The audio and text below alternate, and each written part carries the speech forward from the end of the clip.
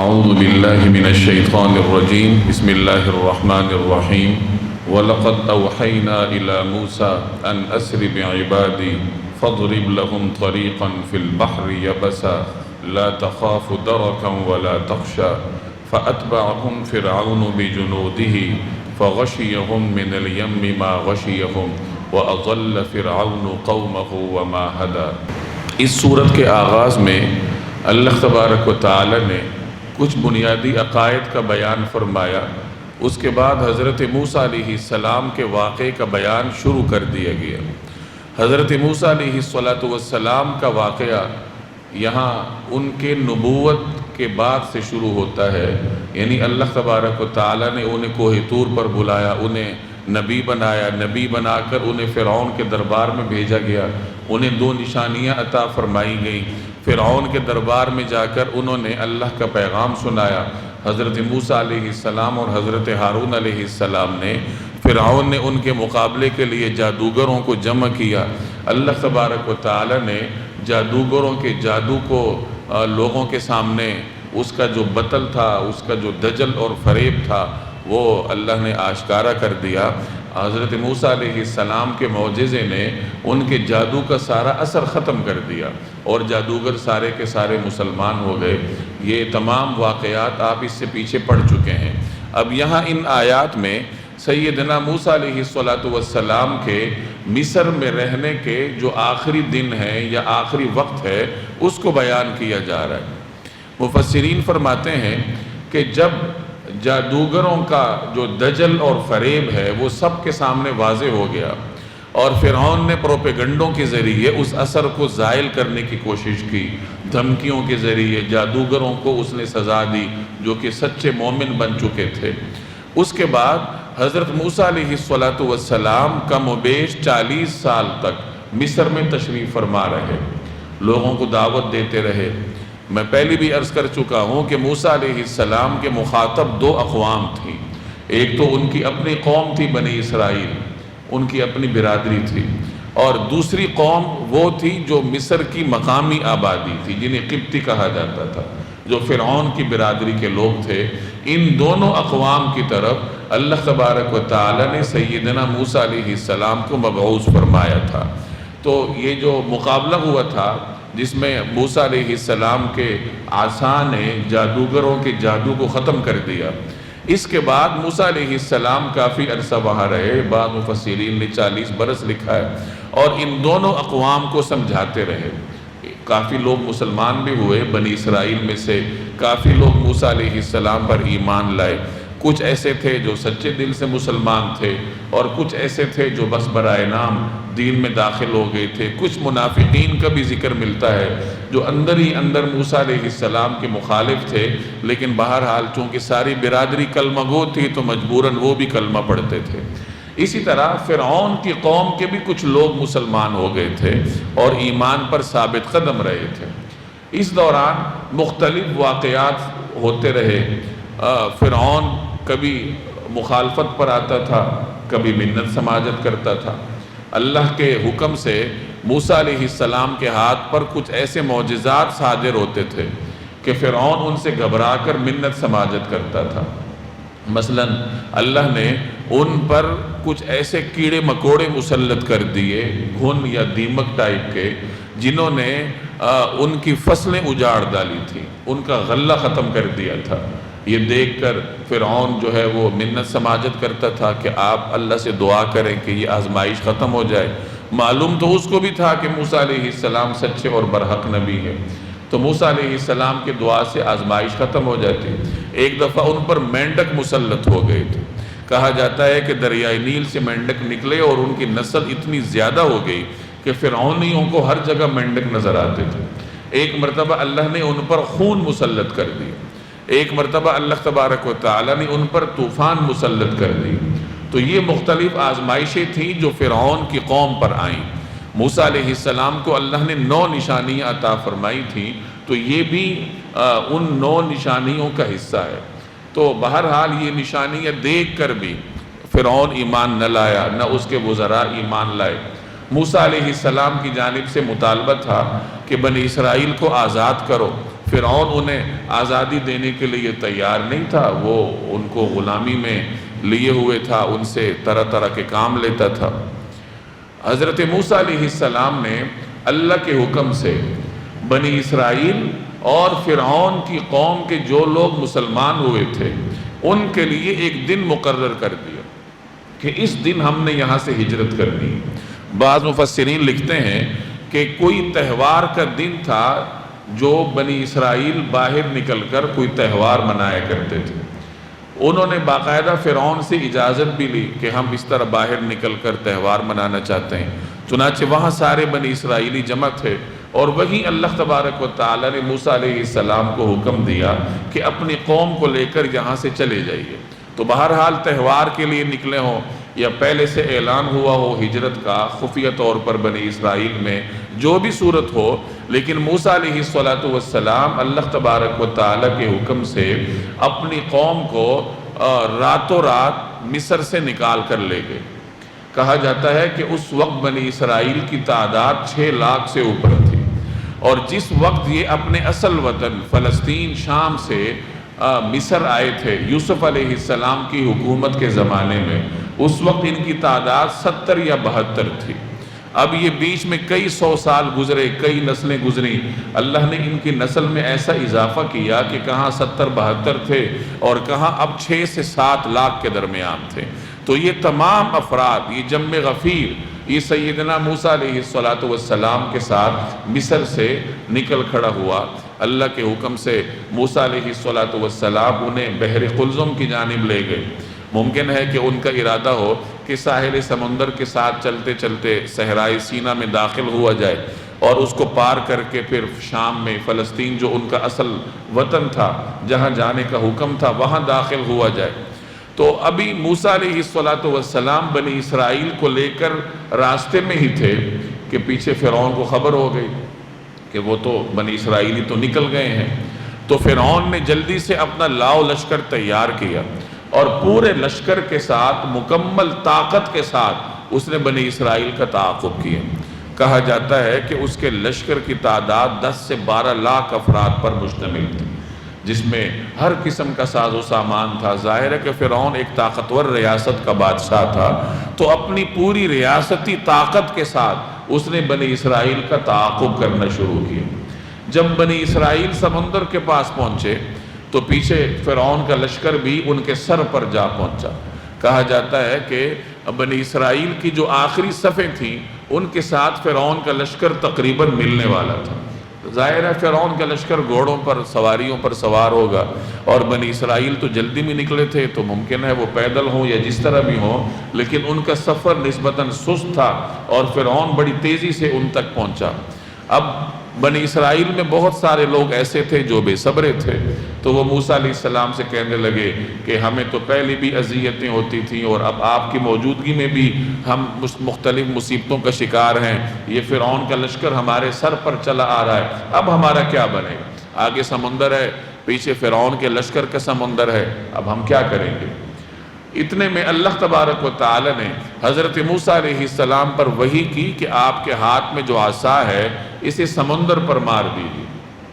موسیٰ علیہ السلام نے وہ عصا سمندر پر مارا، بحر قلزم پر، تو اللہ تبارک و تعالی کے حکم سے پانی جو ہے وہ پھٹ پڑا، اور قرآن کریم اس کا نقشہ یوں کھینچتا ہے کہ فَانْفَلَقَ فَكَانَ كُلُّ فِرْقٍ كَالطَّوْدِ الْعَظِيمِ، کہ سمندر پھٹ گیا اور اس کا جو ہر حصہ تھا وہ ایک بڑے پہاڑ کی مانند کھڑا ہو گیا۔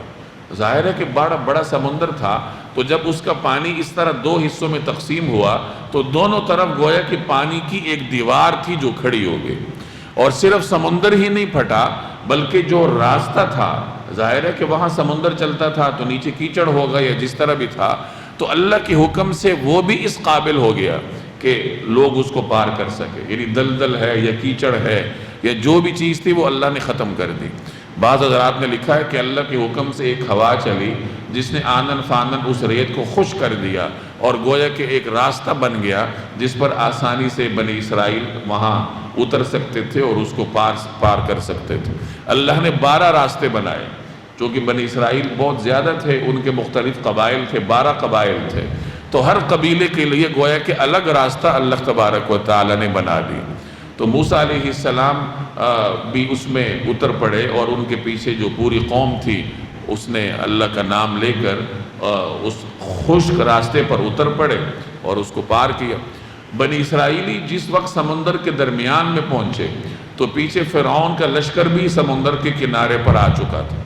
تو جب انہوں نے دیکھا کہ یہ تو سمندر میں راستہ بنا ہوا ہے، اور چونکہ جلدی میں تھے تو کچھ سوچا ووچا نہیں ہوگا، اور بس فرعون نے اپنا گھوڑا اس میں ڈال دیا، اور اس کے دیکھا دیکھی اس کا سارا لشکر سمندر میں آ گیا۔ تو جس وقت یہ لشکر درمیان میں آیا اور بنی اسرائیل سمندر پار کر کے اس طرف صحرا میں داخل ہو چکے تھے، تو اللہ تبارک و تعالیٰ نے سمندر کی موجوں کو ملنے کا حکم دے دیا۔ یعنی وہی موجیں جو ایک پہاڑ کی طرح، دیوار کی طرح کھڑی تھیں، بنی اسرائیل کو گزرنے کا موقع دے رہی تھی، اب اللہ کے حکم سے وہی پانی چل پڑا۔ اب جب پانی چل پڑا تو فرعون کا لاکھوں پر مشتمل لشکر جو ہر طرح کے ساز و سامان سے لیس تھا، اس کو پانی نے لے لیا، اور پانی کتنا طاقتور ہے آپ خوب جانتے ہیں۔ چنانچہ اس کا پورا لشکر غرق ہو گیا۔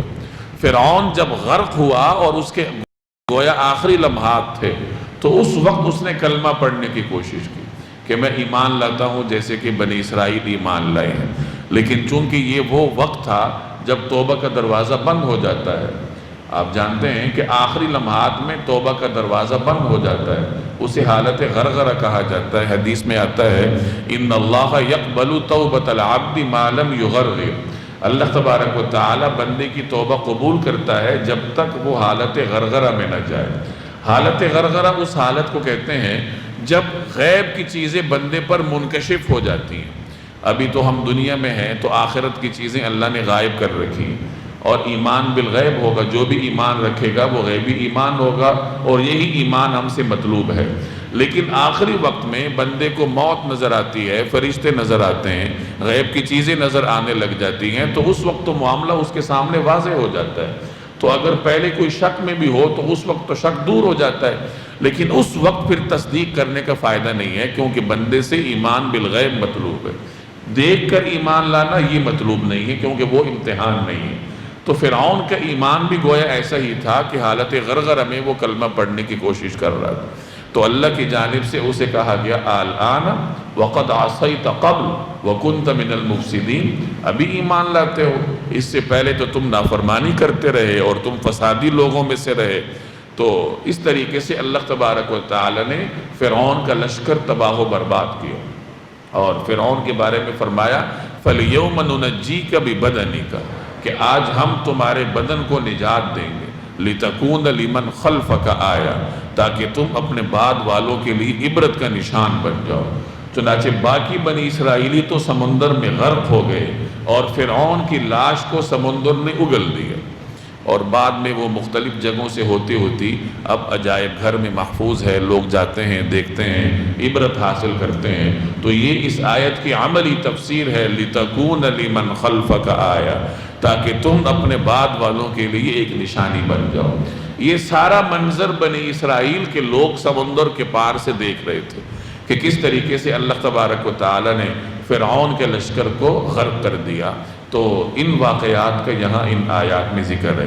وَلَقَدْ أَوْحَيْنَا إِلَى مُوسَىٰ، اور ہم نے موسیٰ علیہ السلام کی طرف وحی کی، أَنْ أَسْرِ بِعِبَادِي، کہ تم میرے بندوں کو لے کر راتوں رات روانہ ہو جاؤ۔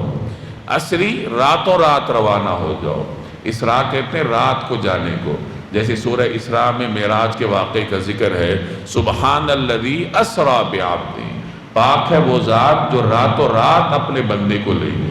تو رات کے کسی لمحے میں سفر کرنے کو اسراء کہا جاتا ہے۔ ان اسر بعبادی، کہ میرے بندوں کو راتوں رات لے کر روانہ ہو جاؤ۔ فَاضْرِبْ لَهُمْ طَرِيقًا فِي الْبَحْرِ يَبَسًا، پھر ان کے لیے سمندر میں ایک خشک راستہ اس طرح نکال لینا، لا تخاف درکا ولا تخشا، کہ نہ تمہیں آپ پکڑنے کا اندیشہ رہے اور نہ کوئی اور خوف ہو۔ طریق کہتے ہیں راستے کو، یبسن کا مطلب خشک، طریقن یبسا یعنی خشک راستہ، درک کا مطلب ہے آپ پکڑنا، دشمن کے تعاقب کا، پکڑنے کا اندیشہ۔ یعنی راستہ اس طریقے سے تمہارے لیے بنایا جائے گا کہ نہ تو آپ لوگوں کو دشمن کے پکڑنے کا اندیشہ ہوگا، دشمن غرق ہو جائے گا، اور ہر قسم کے خوف سے اللہ تبارک و تعالی آپ کی حفاظت کرے گا۔ فَأَتْبَعَهُمْ فِرْعَوْنُ بِجُنُودِهِ، چنانچہ فرعون نے اپنے لشکروں سمیت ان کا پیچھا کیا، یعنی فرعون بھی ان کے پیچھے پیچھے سمندر میں اتر کھڑا ہوا۔ فَغَشِيَهُمْ مِنَ الْيَمِّ مَا غَشِيَهُمْ، تو سمندر کی جس چیز نے انہیں ڈھانپا وہ انہیں ڈھانپ کر ہی رہی۔ یم کا مطلب سمندر، غشیہ کا مطلب یعنی طاری ہو جانا یا ڈھانپ لینا، حاوی ہو جانا۔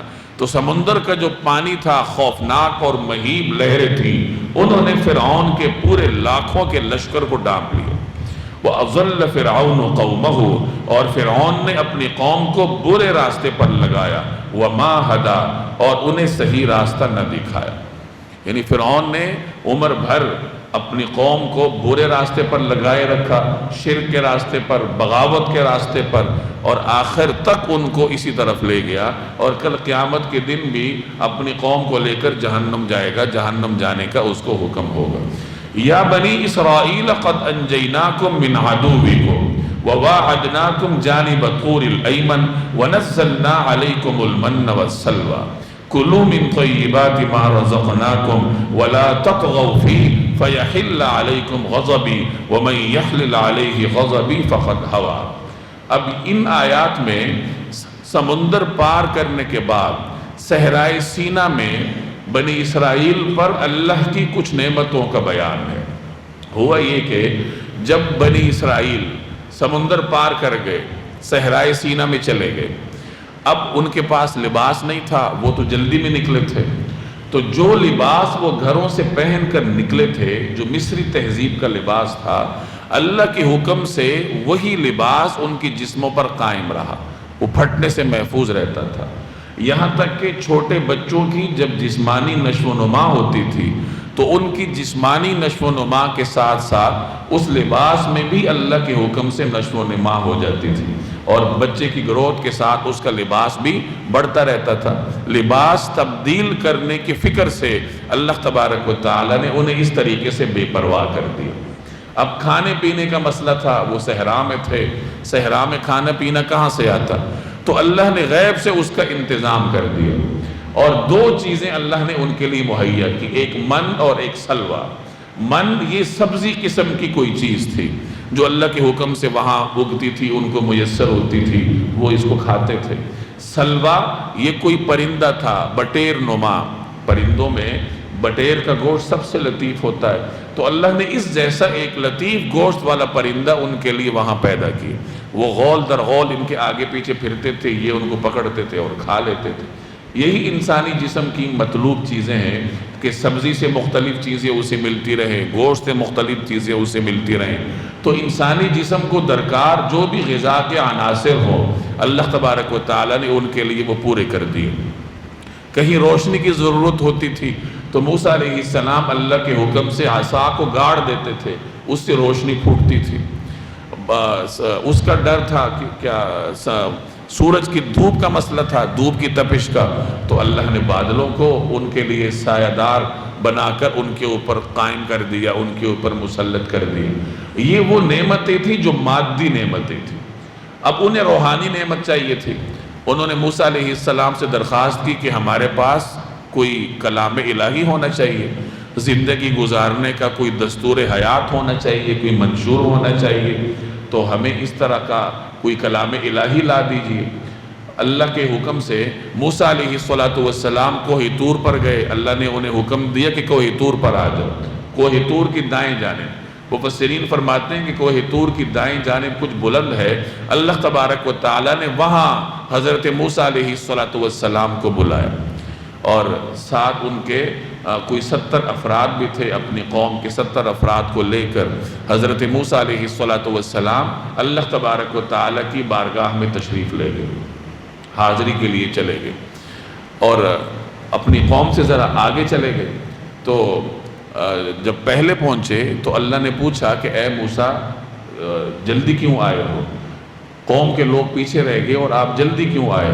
تو موسیٰ علیہ السلام نے عرض کیا کہ یا اللہ میں جلدی اس لیے آیا ہوں تاکہ آپ کو راضی کر سکوں۔ یعنی یہ ایک اللہ کے کلیم کی جانب سے محبت کا اظہار تھا کہ میں نے آپ کی ملاقات کے شوق میں جلدی کی، آپ کو راضی کرنے کے لیے۔ اور یہیں پھر وہ مکالمہ بھی ہوا جس کا ذکر قرآن کریم میں دیگر مقامات میں ہے کہ موسیٰ علیہ السلام نے اللہ سے درخواست کی کہ میں نے آپ کا دیدار کرنا ہے، تو اللہ نے فرمایا کہ اے موسیٰ تم اس کی تاب نہیں لا سکتے۔ پھر اللہ تبارک و تعالیٰ نے کوہ طور پر ہلکی سی تجلی فرمائی تو موسیٰ علیہ السلام بے ہوش ہو کر گر پڑے۔ یہاں موسیٰ علیہ السلام سے 40 دن کا روزہ رکھوایا گیا، اور یہ مسلسل روزے رکھنے کے بعد پھر اللہ تبارک و تعالی نے انہیں تورات عطا فرمائی۔ تورات ایک ہی مرتبہ تختیوں پر لکھی ہوئی موسیٰ علیہ السلام کو عطا ہوئی۔ قرآن کریم اللہ تبارک و تعالی نے وقفے سے نازل کیا ہے، اور تورات اللہ نے ایک ہی مرتبہ لکھی لکھائی تختیوں پر لکھی لکھائی سیدنا موسیٰ علیہ السلام کو عطا کی ہے۔ تو اس طریقے سے اللہ جل جلالہ نے بنی اسرائیل کے اوپر کچھ مادی نعمتیں فرمائیں اور کچھ روحانی نعمتیں فرمائیں۔ روحانی نعمتوں میں سر فہرست تورات کی نعمت ہے کہ اللہ نے انہیں اپنے کلام سے سرفراز فرمایا۔ تو ان آیات میں جو بنی اسرائیل پر اللہ کی نعمتیں تھی ان کا ذکر ہے۔ اب اس تفصیل کی روشنی میں آپ ان آیات کا ترجمہ دیکھیں۔ یا بنی اسرائیل، اے بنی اسرائیل، قد انجیناکم من عدوکم، ہم نے تمہیں تمہارے دشمن سے نجات دی۔ یہ اللہ کی پہلی نعمت تھی کہ اللہ نے بنی اسرائیل کو غلامی سے نجات دی۔ غلامی سے بڑھ کر آزمائش نہیں ہو سکتی۔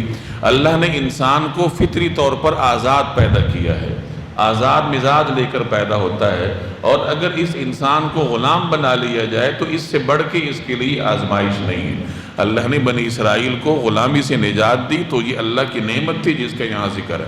وَوَاعَدْنَاكُمْ جَانِبَ الطُّورِ الْأَيْمَنِ، اور تم سے کوہ طور کے دائیں جانب آنے کا وعدہ ٹھہرایا۔ یہ اس نعمت کا ذکر ہے کہ اللہ نے موسیٰ علیہ السلام کو وہاں بلا کر تورات عطا فرمائی۔ وَنَزَّلْنَا عَلَيْكُمُ الْمَنَّ وَالسَّلْوَىٰ، اور تم پر من اور سلوہ نازل کیا۔ یہ من اور سلوہ یہ اللہ کی نعمتیں تھیں، یہ بطور معجزے کے موسیٰ علیہ السلام کی برکت سے اللہ نے ان کی قوم کو عطا کی تھی۔ چنانچہ ان کے ساتھ ہی، یعنی جیسی ہی بنی اسرائیل کا وہاں سفر ختم ہوا تو اللہ نے یہ ختم کر دی۔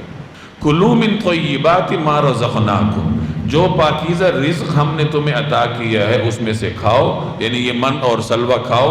وَلَا تَطْغَوْا فِيهِ فَيَحِلَّ عَلَيْكُمْ غَضَبِي، اور اس میں سرکشی نہ کرو۔ فَيَحِلَّ عَلَيْكُمْ غَضَبِي، جس کے نتیجے میں تم پر میرا غضب نازل ہو جائے۔ وَمَن يَحْلِلْ عَلَيْهِ غَضَبِي، اور جس کسی پر میرا غضب نازل ہو جاتا ہے، فقد ہوا، وہ تباہی میں گر کر رہتا ہے، یعنی وہ گویا کہ اوپر سے نیچے گر جاتا ہے۔ اس کی جو اللہ کی جانب سے اس پر جو نعمتیں ہوتی ہیں وہ سب سلب ہو جاتی ہیں، چھن جاتی ہیں۔ وَإِنِّي لَغَفَّارٌ، اور حقیقت یہ ہے کہ میں بہت بخشنے والا ہوں کس کو؟ لِمَن تَابَ، جو شخص توبہ کرے، وَآمَنَ، اور ایمان لائے، وَعَمِلَ صَالِحًا، اور سیدھے راستے پر قائم رہے، ثُمَّ اهْتَدَىٰ، اور وَعَمِلَ صَالِحًا، اور نیک عمل کرے، ثُمَّ اهْتَدَىٰ، اور پھر سیدھے راستے پر قائم رہے۔ اللہ تبارک و تعالی نے یہاں غفار کا لفظ استعمال فرمایا۔ انسان اپنے گناہوں کے اعتبار سے 3 درجات کا ہوتا ہے۔ ایک ہوتا ہے ظالم، جو ظلم کرتا ہے، گناہ کرتا ہے۔ جو اس سے زیادہ گناہ کرتا ہے اسے ظلوم کہا جاتا ہے، اور جو اس سے بھی زیادہ گناہ کرتا ہے اس کو ظلام کہا جاتا ہے۔ گویا کہ ظلام یہ ظلم کی سپرلیٹو ڈگری ہے۔ تو انسانوں کے درجات 3 قسم کے ہیں ظلم کے اعتبار سے، ظالم، ظلوم اور ظلام۔ اللہ جل جلالہ اسی اعتبار سے انسان کو معاف کرتا ہے۔ جتنے انسان کے گناہ زیادہ ہوتے ہیں اور پھر وہ توبہ کرتا ہے تو اس کے گناہوں سے بڑھ کر رحمت کے ساتھ اللہ تبارک و تعالی اس کا استقبال کرتا ہے۔ چنانچہ اللہ کی مغفرت کے بھی 3 درجات ہیں، غافر، اس سے بڑھ کر غفور، اور اس سے بڑھ کر غفار۔ یعنی اگر کوئی ظالم ہے تو اللہ تبارک و تعالی اس کے لیے غافر ہے، اگر کوئی ظلوم ہے، بڑھ کر ظلم کرنے والا ہے، تو اللہ اس کے لیے غفور ہے اگر وہ توبہ کرے۔ اور اگر کوئی بے حد ظلم کرنے والا ہو، ظلام ہو، تو اللہ تبارک و تعالیٰ پھر اس کے لیے غفار ہے۔ جب وہ توبہ کرتا ہے اللہ تبارک و تعالیٰ سے معافی مانگتا ہے۔ یہاں توبہ کی کچھ شرائط بیان ہوئی کہ میں کس کو معاف کرتا ہوں، تو پہلے نمبر پر توبہ کرے گا، اپنے گناہوں پر ندامت کا اظہار کرے گا۔ دوسرے نمبر پر وہ ایمان لائے گا، یعنی پہلے اگر وہ شرک کرتا رہا ہے تو اس پہ ندامت کا اظہار کرے گا، دین کے دائرے میں داخل ہوگا۔ اگلے مرحلے پر نیک عمل شروع کرے گا، نیک عمل کرے گا، اور تیسرے مرحلے پر نیک عمل پر قائم رہے گا۔ ایسا نہیں کرے گا کہ ایک مرتبہ نیک عمل کر لیا پھر چھوڑ دیا، بلکہ اس نیک عمل پر ثابت قدمی کے ساتھ قائم رہے گا۔ تو جو آدمی اس پر عمل کرے تو اللہ فرما رہا ہے کہ میں اس کو معاف کرنے والا ہوں۔ ہاں اس کے بعد اس سے پھر گناہ ہو جاتا ہے تو پھر اسی طریقے کے مطابق توبہ کرے، کہ توبہ کرے، دین کے دائرے میں داخل ہو جائے، نیک عمل کرے، نیکی پر قائم رہنے کی کوشش کرے، پھر گناہ ہو جائے پھر اسی طریقہ کار کے مطابق توبہ کرے۔ جتنی مرتبہ بھی گناہ ہوتا ہے اتنی مرتبہ اللہ تبارک و تعالیٰ سے توبہ کرتا رہے، اللہ جل جلالہ انسان کو معاف کرنے والا ہے۔ اس لیے فرمایا وَإِنِّي لَغَفَّارٌ لِمَن تَابَ وَآمَنَ وَعَمِلَ صَالِحًا ثُمَّ اهْتَدَىٰ، کہ میں جو شخص توبہ کرے، ایمان لائے، نیک عمل کرے اور سیدھے راستے پر قائم رہے تو میں اس کے لیے بہت بخشنے والا ہوں۔ وَمَا أَعْجَلَكَ عَنْ قَوْمِكَ يَا مُوسَىٰ، اور موسیٰ تم اپنی قوم سے پہلے جلدی کیوں آگے؟ اب یہاں سے پھر طرز جو کلام کا اسلوب ہے وہ موسیٰ علیہ السلام سے تخاطب کا ہے۔ اللہ پوچھ رہے ہیں کہ اے موسیٰ آپ جلدی کیوں آگے؟ قال موسیٰ علیہ السلام نے عرض کیا ہم اولائی علی اثری، وہ میرے پیچھے پیچھے آیا ہی چاہتے ہیں، یعنی میری قوم کے لوگ پیچھے ہیں اور بس وہ پہنچنے ہی والے ہیں، میں جلدی کیوں آیا؟ وَعَجِلْتُ إِلَيْكَ رَبِّ لِتَرْضَىٰ، اور پروردگار میں آپ کے پاس اس لیے جلدی آ گیا تاکہ آپ خوش ہوں۔ اندازہ لگائیے کہ اللہ کی برگزیدہ ترین شخصیات اللہ کو راضی کرنے کے لیے کیا کیا جتن کرتی ہیں اور امکانی طریقے سے راستے تلاش کرتی ہیں کہ کس طریقے سے اللہ تبارک و تعالیٰ کو راضی کیا جائے۔ یہ انبیاء علیہم السلام کا اسوہ ہے اور ہمارے لیے اس میں پھر ایک نمونہ ہے کہ کوشش کرنی چاہیے کہ اللہ کو راضی کرنے کے مختلف راستے نکالے جائیں۔ صرف فرائض پر ہی اکتفا نہ کیا جائے، نوافل کے ذریعے، صدقہ خیرات کے ذریعے، حقوق العباد کے ذریعے، مختلف اعمال کے ذریعے اللہ جل جلالہ کو راضی کرنے کی فکر کرنی چاہیے۔ جس طریقے سے ایک طالب علم امتحان کی تیاری کرتا ہے تو وہ ہر مضمون میں محنت کرتا ہے، تو بطور مسلمان کے بھی ہمارے ذمے کچھ مضامین ہیں، کچھ اللہ سے متعلقہ حقوق ہے، کچھ بندوں سے متعلقہ حقوق ہیں، دونوں حقوق ادا کرنے ہوں گے۔ ایسا نہیں ہوگا کہ صف اول میں تو نماز پڑھنے والے ہوں لیکن کاروبار کی دنیا میں جھوٹ بولتے ہوں، لوگوں کا حق غصب کرتے ہوں، یا صف اول میں نماز پڑھتے ہیں، صدقہ خیرات کرتے ہیں لیکن ملازمت میں ڈنڈی مارتے ہیں، تنخواہ جس وقت کے لیتے ہیں وہ وقت اپنے کاموں میں صرف کرتے ہیں، یا ادارے کی طرف سے جو امانت کی چیزیں ہوتی ہیں اس میں خیانت کرتے ہیں، تو یہ طریقہ کار انسان کے لیے نقصان دہ ہے۔ کامیابی اسی انسان کو ملتی ہے جو کہ ہر طرف سے اللہ کو راضی کرے، اللہ کے حقوق بھی ادا کرے، بندوں کے حقوق بھی ادا کرے، اور مختلف راستوں سے اللہ جل جلالہ کو راضی کرنے کی فکر کرے۔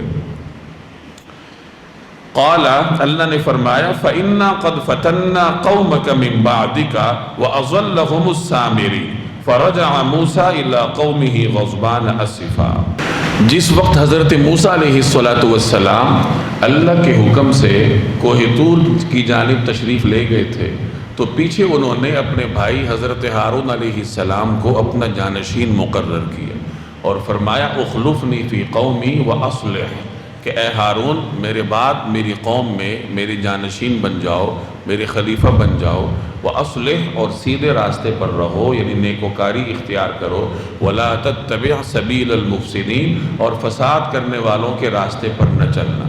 یہ نصیحتیں کر کے سیدنا موسیٰ علیہ السلام کوہ طور پر اللہ کے حکم کے مطابق تشریف لے گئے۔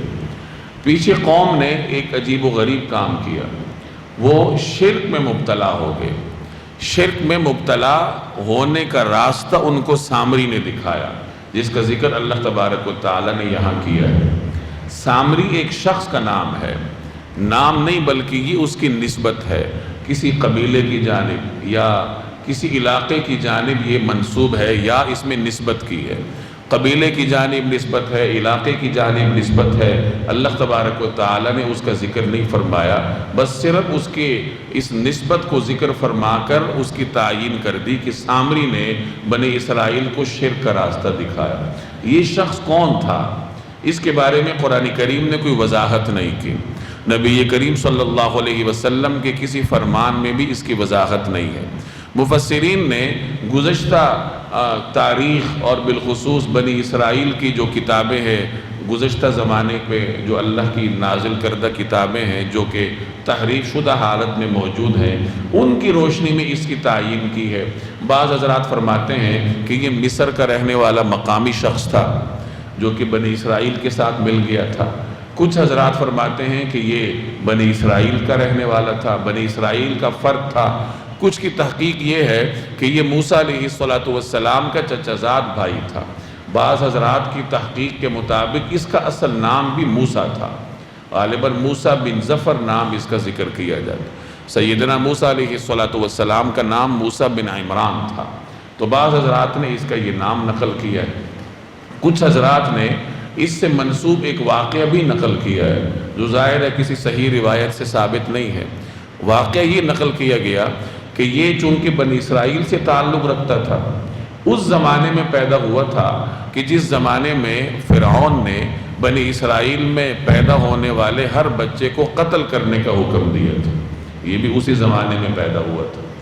اب اس کی والدہ نے اس کو قتل ہونے سے بچانے کے لیے گھر سے نکالا اور جا کر کسی غار میں چھوڑ آئی کہ اگر گھر میں رہے گا تو قتل ہی ہونا ہے، تو چلو غار میں چھوڑ آتی ہوں، شاید کوئی راستہ نکل آئے۔ تو اللہ جل جلالہ کے حکم سے حضرت جبریل تشریف لایا کرتے تھے اور اس کے لیے غذا کا انتظام کرتے تھے، یہ جس طرح بھی تھا۔ تو اس طریقے سے حضرت جبریل علیہ السلام کی غذا کے مہیا کرنے سے یا ان کی پرورش سے اللہ تبارک و تعالی نے اس کی نشو و نما فرمائی، اس کی جان بھی بچ گئی اور یہ بڑا بھی ہو گیا۔ بعد میں موسیٰ علیہ السلام پر زبان سے ایمان لایا، اندر سے منافق تھا۔ بنی اسرائیل کے لوگ جس وقت سفر میں تھے اور موسیٰ علیہ السلام کوہ طور پر جا چکے تھے، تو اس وقت انہوں نے اپنے پاس موجود زیور کو لا کر ایک جگہ جمع کر دیا۔ یہ زیور کہاں سے آیا تھا؟ بعض مفسرین کی رائے یہ ہے کہ جس وقت بنی اسرائیلی مصر سے نکل رہے تھے، چونکہ تہوار میں جا رہے تھے اور تہوار میں جانے کے لیے کوئی زیور کی، زیب و زینت کی اشیاء کی ضرورت ہوتی ہے، تو بنی اسرائیل کی خواتین نے اپنی پڑوس میں موجود جو مصر کی مقامی آبادی تھی ان خواتین سے کچھ زیورات مستعار لیے، عاریتاً لیے کہ ہم تہوار پر جا رہے ہیں، واپسی پر آ کر آپ کو واپس کر دیں گے۔ تو یہ مستعار لیے ہوئے زیورات ان کے پاس تھے اور تہوار سے تو آگے ان کو جانے کا حکم دے دیا گیا، تو وہ زیورات سمیت پھر گویا کہ نکل آئے تھے۔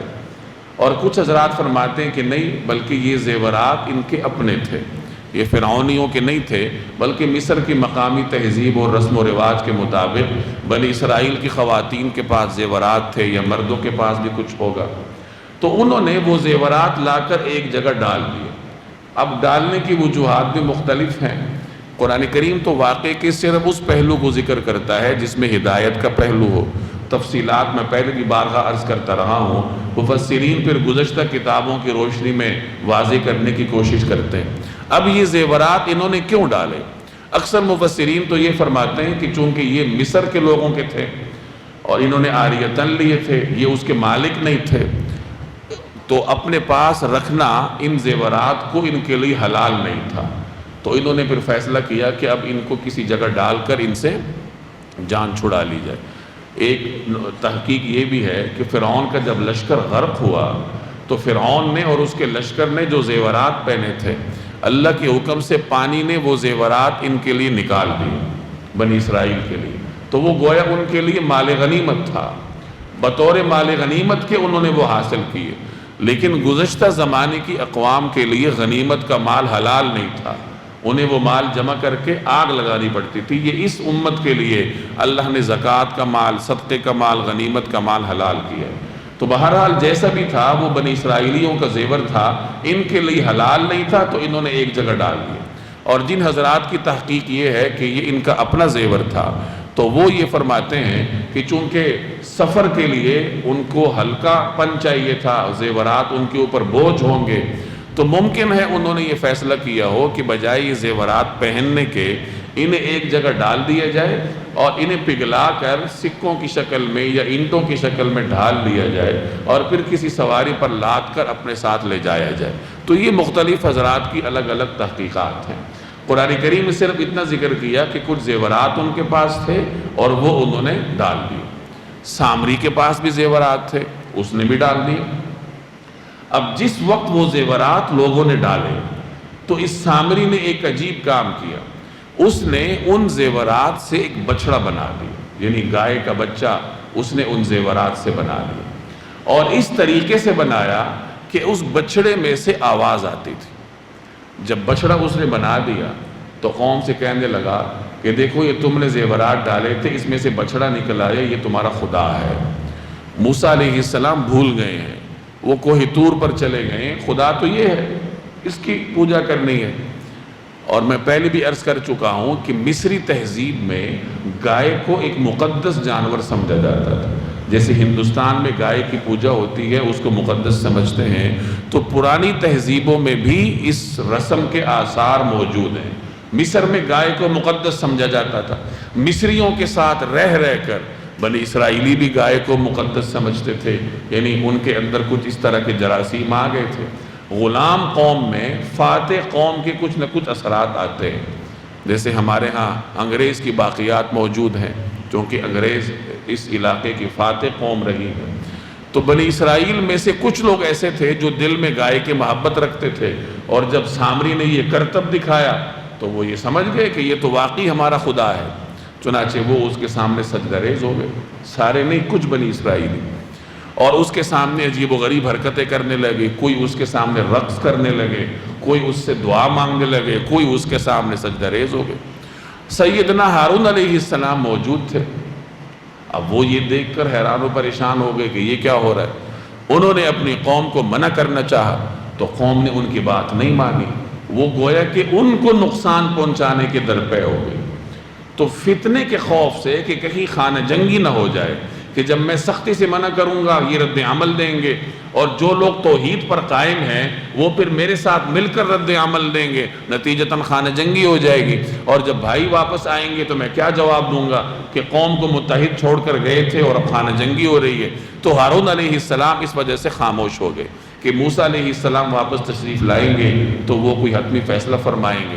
تو یہ قوم اس طریقے سے گائے کی عبادت کرنے لگی۔ موسیٰ علیہ السلام جب کوہ طور پر تھے تو اللہ تبارک و تعالیٰ نے ان سے فرمایا کہ تمہاری قوم تو تمہارے پیچھے شرک میں مبتلا ہو گئی ہے۔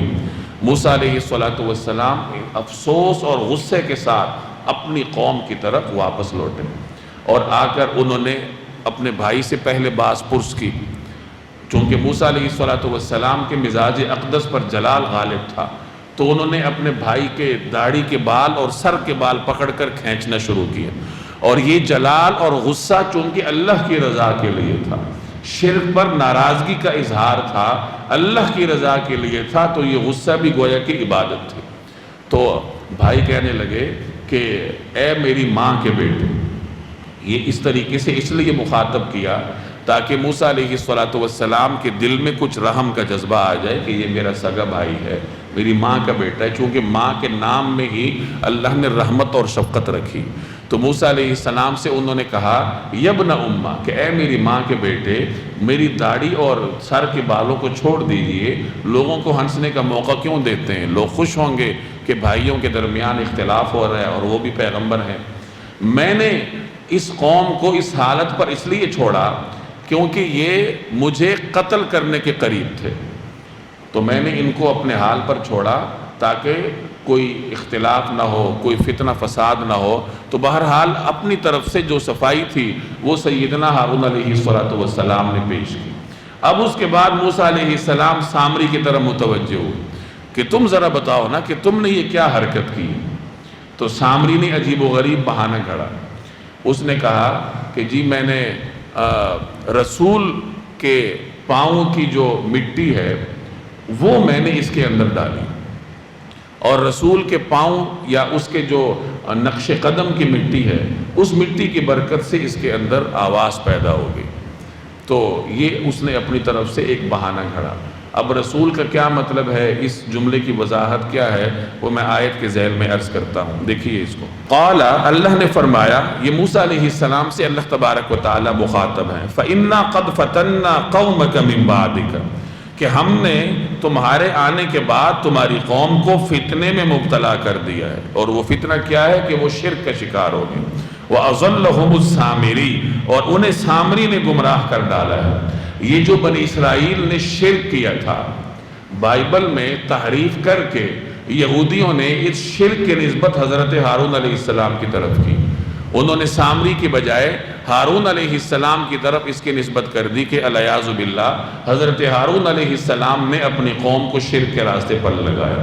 تو قرآن کریم نے وضاحت کے ساتھ یہاں کہہ دیا کہ انہیں گمراہ کس نے کیا؟ سامری نے کیا. اور شاید قرآن کریم کے پیش نظر یہی حکمت ہو کہ ہارون علیہ السلام کی برات کا اعلان اللہ تبارک و تعالیٰ کی جانب سے ہو جائے. کہ جیسے یہودیوں نے حضرت سلیمان علیہ السلام کے بارے میں بے پرکی اڑائی تھی کہ وہ جادو کرتے تھے، تو قرآن کریم نے اس کا بھی انکار کیا. وما کفر سلیمان، کہ سلیمان نے کوئی اللہ کی نافرمانی نہیں کی، لیکن شیاطین جو تھے وہ جادو کیا کرتے تھے. تو ایسی ہی یہاں ہارون علیہ السلام کی بھی برات گویا کہ اللہ نے واضح کر دی کہ شرک کے راستے پر ان کو کس نے لگایا؟ سامری نے لگایا. فرجع موسیٰ الی قومہ غضبان اسفا، چنانچہ موسیٰ علیہ السلام غم و غصے میں بھرے ہوئے اپنی قوم کے پاس واپس لوٹے. قال، فرمایا، یا قومی، اے میری قوم، الم یعدکم ربکم وعدا حسنا، کیا تمہارے پروردگار نے تم سے ایک اچھا وعدہ نہیں کیا تھا؟ یعنی تمہارے رب نے تم سے وعدہ کیا تھا کہ تمہیں اپنا کلام دیتا ہے، کوہ طور کی داہنی جانب ہمیں بلایا گیا تھا، تو اس اچھے وعدے کے باوجود تم نے یہ کیوں کیا؟ افطال علیکم العہد، کیا تم پر کوئی بہت لمبی مدت گزر گئی تھی؟ یعنی مجھے کوہ طور پر گئے ہوئے کوئی زیادہ وقت ہو گیا تھا جو تم راہ راست سے ہٹ گئے ہو؟ ام اردتم، یا تم چاہتے ہی یہ تھے، ان یحل علیکم غضب من ربکم، کہ تمہارے رب کا غضب تمہارے اوپر نازل ہو جائے؟ کیا تم یہ چاہتے تھے؟ فاخلفتم موعدی، اور اس وجہ سے تم نے مجھ سے وعدہ خلافی کی، یعنی میری تعلیمات سے تم ہٹے کیوں؟ میں تمہیں توحید کا درس دیتا ہوں اور تم میرے بعد شرک میں شکار کیوں ہوئے، شرک کا شکار کیوں ہوئے؟ قالوا، وہ کہنے لگے، ما اخلفنا موعدک بملکنا، ہم نے اپنے اختیار سے آپ کے وعدے کی خلاف ورزی نہیں کی. ولکننا حملنا اوزارا من زینت القوم، بلکہ ہوا یہ کہ ہم پر لوگوں کے زیورات کے بوجھ لدے ہوئے تھے. یہ وہی زیورات ہیں جن کے بارے میں مختلف مفسرین کا نقطہ نظر میں عرض کر چکا ہوں. فَقَذَفْنَاهَا، اس لیے ہم نے انہیں پھینک دیا، یعنی وہ ہمارے اوپر بوجھ تھا کہ غیر کی ملکیت تھی یا جو بھی تھا، تو ہم نے وہ بوجھ ہلکا کرنے کے لیے وہ زیورات ایک جگہ ڈال دیے. فَكَذَلِكَ أَلْقَى السَّامِرِي، پھر اسی طرح سامری نے کچھ ڈالا. فَأَخْرَجَ لَهُمْ عِجْلًا، پھر لوگوں کے سامنے ایک بچڑا بنا کر نکال لیا. جَسَدًا لَهُ خُوَارٌ، ایک جسم تھا جس میں سے آواز نکلتی تھی. یہ بچڑا کیا واقعتاً گوشت پوست کا تھا؟ یعنی سامری نے کوئی کرتب دکھا کر واقعی گوشت کا بنا ہوا کوئی حقیقی بچڑا بنا دیا، یا پھر محض وہ ایک جسم تھا جو اس نے زیورات سے بنایا تھا؟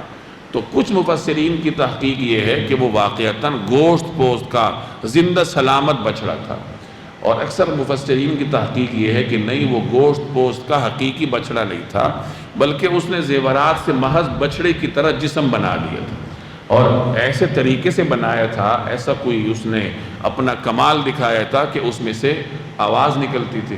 ممکن ہے کہ اس کے اندر خلا ہو. بعض مفسرین نے لکھا ہے کہ اس نے خلا اس طرح چھوڑا تھا کہ ہوا ایک طرف سے داخل ہوتی تھی، دوسری طرف سے نکلتی تھی، تو اس میں سے آواز پیدا ہوتی تھی. تو فرمایا جسدن، بس وہ ایک جسم تھا، لہو خوار، جس میں سے آواز نکلتی تھی.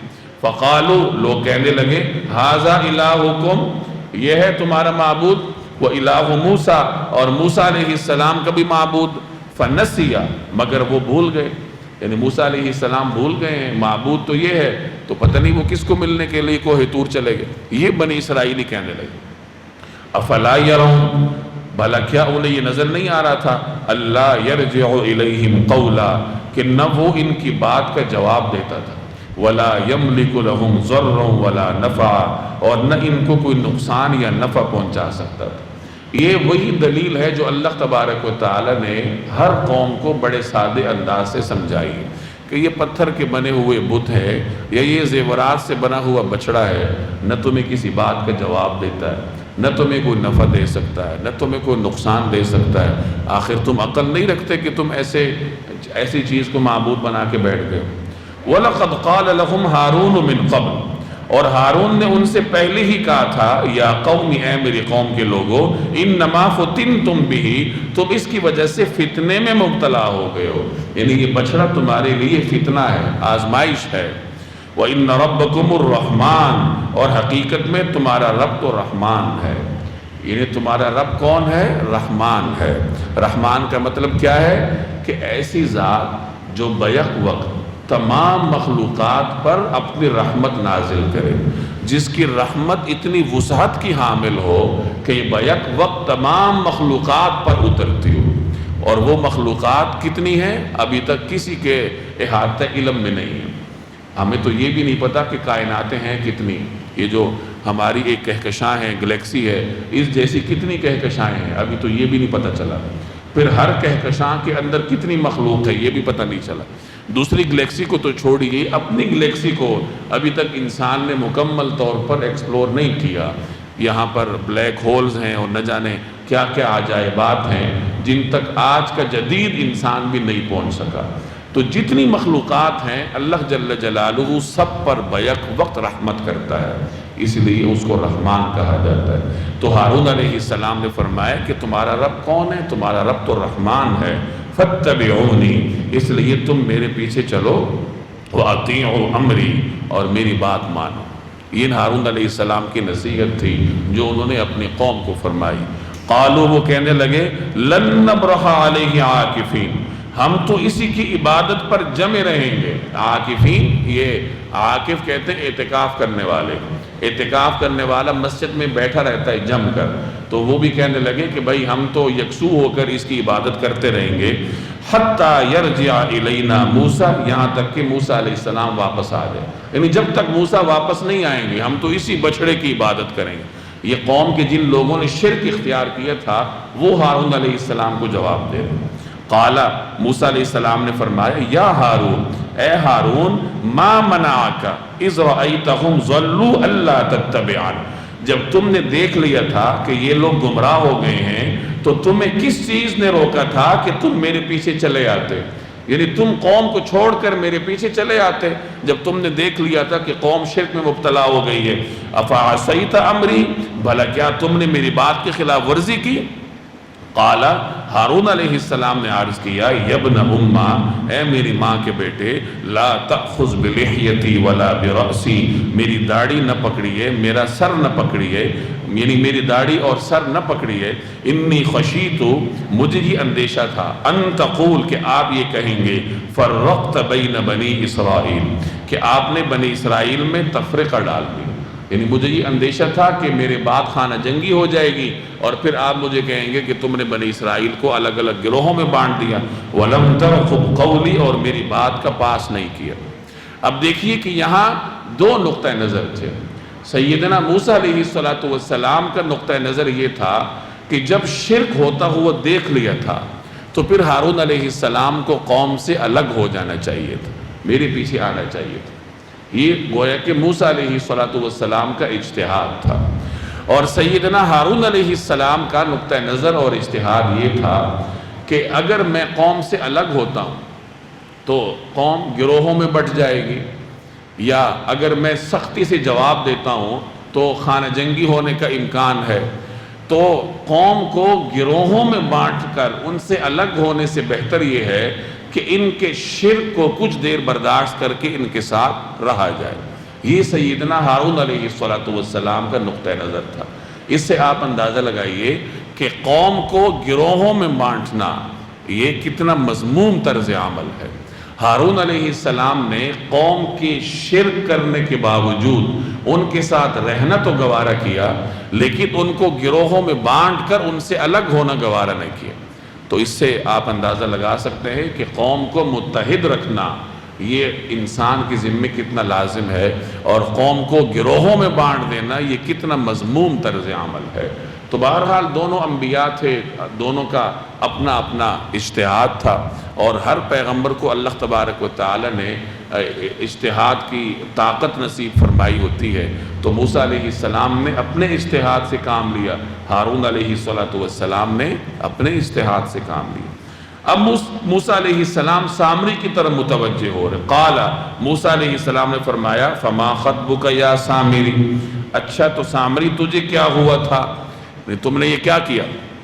قال، وہ بولا، بصرت، میں نے ایک ایسی چیز دیکھی تھی، بما لم یبصروا بہ، جو دوسروں کو نظر نہیں آئی تھی، فقبضت قبضۃ من اثر الرسول، اس لیے میں نے رسول کے نقش قدم سے ایک مٹھی اٹھا لی، فنبذتها، اور اسے ڈال دیا، بچھڑے پر ڈال دیا۔ رسول کے نقش قدم سے ایک مٹھی اٹھائی اور اسے بچھڑے پر ڈال دیا۔ قرآن کریم نے صرف اتنی وضاحت کی۔ اب جیسے میں نے عرض کیا کہ مفسرین گزشتہ کتابوں کے واقعات اور مختلف مآخذ کی روشنی میں اس کی تفسیر کرتے ہیں کہ یہاں رسول سے کیا مراد ہے۔ اکثر مفسرین اس طرف گئے ہیں کہ رسول سے مراد حضرت جبریل علیہ السلام ہے۔ اس سامری نے حضرت جبریل علیہ السلام کو گھوڑے پر سوار دیکھ لیا تھا کہ وہ گھوڑے پر سوار جا رہے تھے، اور اس نے یہ دیکھا کہ جبریل علیہ السلام کا گھوڑا جہاں قدم رکھ کر آگے کو جاتا ہے تو اس کے نیچے جو مٹی ہے وہ سرسبز ہو جاتی ہے۔ تو وہ سمجھ گیا کہ اس مٹی میں اللہ نے کوئی خاص خاصیت رکھی ہے جو عام مٹی میں نہیں ہے، کہ اس میں کسی حد تک حیات کی تاثیر، زندگی کی تاثیر اللہ نے رکھی ہے۔ اور یوں بھی اگر اس واقعے کو درست تسلیم کیا جائے کہ جبریل علیہ السلام نے ہی سامری کی پرورش کی تھی، تو پھر سامری جبریل علیہ السلام سے واقف ہوگا، اور ان کے جو اللہ نے ان کے اندر صفات رکھی تھی ان سے بھی واقف ہوگا۔ اس واقعے کی بنیاد پر کسی نے شعر کہا ہے، عربی کا شعر ہے، اس کا مفہوم یہ ہے کہ جس سامری کی پرورش کہ جس موسیٰ کی پرورش جبریل نے کی تھی، میں نے بتایا نا کہ بعض حضرات نے سامری کا نام موسیٰ نقل کیا ہے، کہ جس موسیٰ کی پرورش جبریل نے کی تھی وہ تو کفر کی طرف چلا گیا، یعنی سامری، اور جس موسیٰ کی پرورش فرعون نے کی تھی وہ اللہ تبارک و تعالیٰ کا پیغمبر بن گیا۔ یہ اللہ جل جلالہ کی قدرت ہے، یخرج الحی من المیت ویخرج المیت من الحی، کہ وہ چاہے تو مردہ میں سے زندہ کو نکال لے اور وہ چاہے تو زندہ میں سے مردہ کو نکالے۔ بڑے بڑے لوگوں کی اولاد نافرمان نکل آتی ہے اور بڑے نافرمان لوگوں کی اولادیں نیک نکل آتی ہیں۔ یہ اللہ جل جلالہ کی قدرت ہے، وہ جس طریقے سے چاہتا ہے انسانوں کے دلوں کو پلٹتا ہے، لیکن بہرحال اس میں انسان کی اپنی صلاحیت کا بھی دار و مدار ہوتا ہے۔ میں بارہا عرض کرتا رہتا ہوں کہ اللہ نے ہر انسان میں قبول حق کی استعداد رکھی ہے۔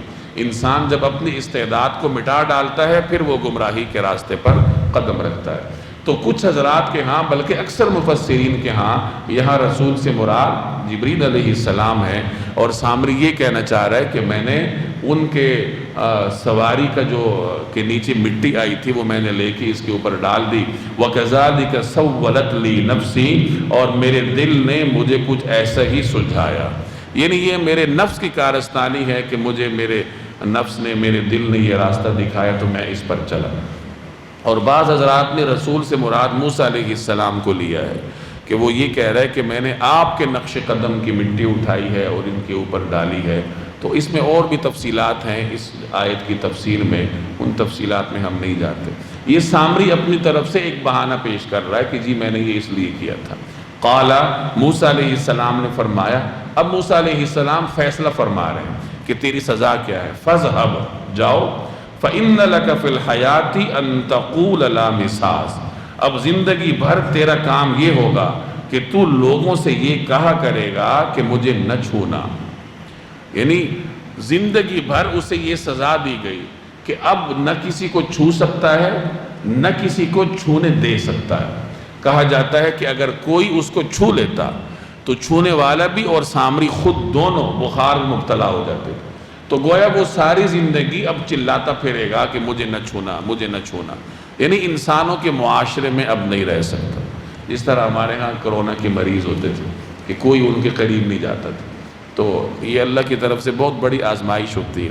بعض حضرات فرماتے ہیں کہ جو چھوت چھات کے امراض ہیں وہ اس کے بعد اللہ نے کائنات میں شروع کی. یعنی اس کے بعد وہ شروع ہوئے ہیں. یہ جب سامری کو یہ سزا دی گئی یہ زندگی بھر کی سزا تھی. اسی سے مفسرین نے یہ نقطہ نکالا ہے کہ حاکم اگر چاہے تو کسی کو عمر قید دے سکتا ہے. جیسے موسیٰ علیہ السلام نے زندگی بھر کے لیے اس کو سزا دی تھی. آپ اندازہ لگائیں کہ فقہا قرآن کریم پر کتنی باریک بینی سے غور کرتے ہیں اور کس طریقے سے نقطے نکال کر قرآن کریم سے احکامات ثابت کر کے امت کے سامنے آسان کر کے پیش کرتے ہیں. تو لوگوں سے یہ کہا کرے گا لا مساس کہ مجھے نہ چھونا. وَإِنَّ لَكَ مَوْعِدًا لَن تُخْلَفَ اور تیرے لیے ایک وعدے کا وقت مقرر ہے جو تجھ سے ٹلایا نہیں جا سکتا. یعنی یہ تو دنیا کی سزا ہے نا کہ تو کہتا پھرے گا مجھے نہ چھونا, لیکن ایک وقت آئے گا کہ اللہ جل جلالہ تجھے آخرت میں سزا دے گا.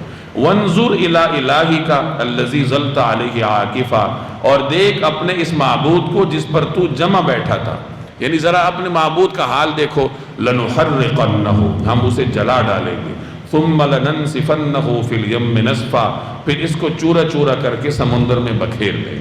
یعنی تیرے معبود کا یہ حال ہوگا اور تیرے سامنے ہوگا.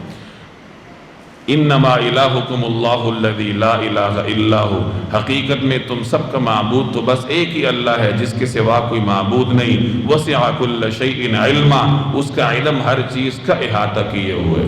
اب موسیٰ علیہ السلام کے واقعے کا اختتام کر کے اب سورت میں دوبارہ وہی مضمون بیان ہو رہا ہے جو سورت کے آغاز میں تھا.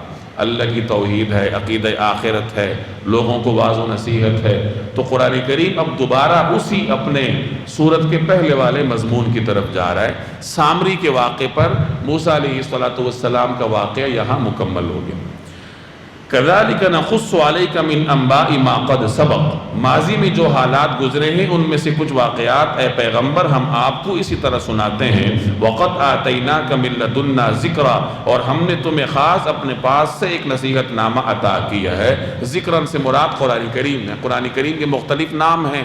قرآن ہے, فرقان ہے, اس میں سے ایک نام ذکر بھی ہے جو یہاں مذکور ہے. مَنْ أَعْرَضَ عَنْهُ جو لوگ اس سے منہ موڑیں گے, قرآن کریم سے منہ موڑیں گے, فَإِنَّهُ يَحْمِلُ يَوْمَ الْقِيَامَةِ وِزْرًا تو وہ قیامت کے دن بڑا بھاری بوجھ لادے ہوئے ہوں گے. یعنی اپنے گناہوں کا بوجھ لاد کر آئیں گے. مختلف روایات کا مفہوم ہے کہ انسان دنیا میں جو گناہ کرتا ہے قیامت کے دن اس کا بوجھ وہ لاد کر لائے گا. اگر کسی نے کسی کی زمین ہتھیائی ہے تو جو زمین اس نے ہتھیائی ہے اس زمین کو اپنے ساتوں اجزاء سمیت وہ قیامت کے دن اپنے گلے میں لاد کر لائے گا. کسی نے کسی کی سواری ہتھیائی ہے تو سواری اپنے اوپر لاد کر لائے گا.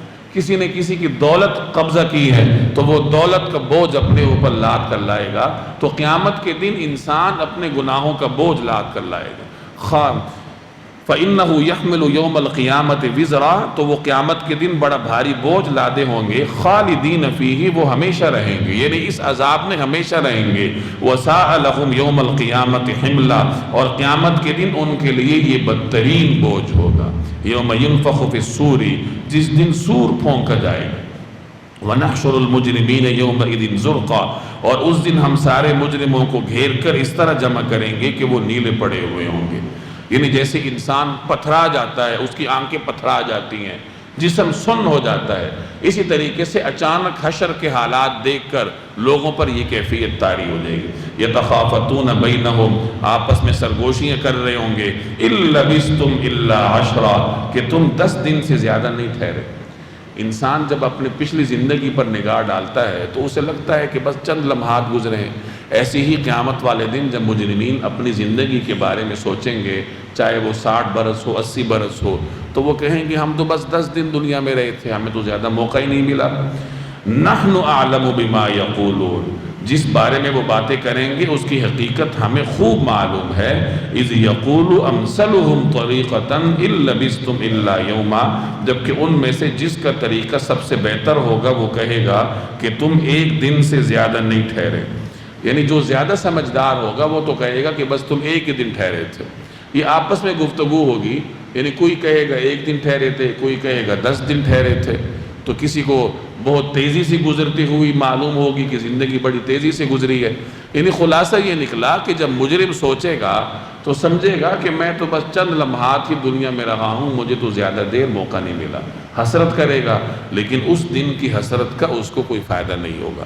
تو یہاں ان آیات میں اب قرآن کریم اس صورت میں دوبارہ اسی مضمون کو بیان کر رہا ہے جو کہ اس صورت کے آغاز میں تھا۔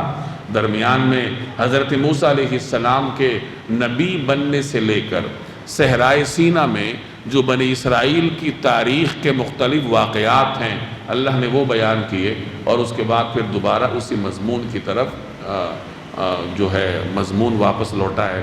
آگے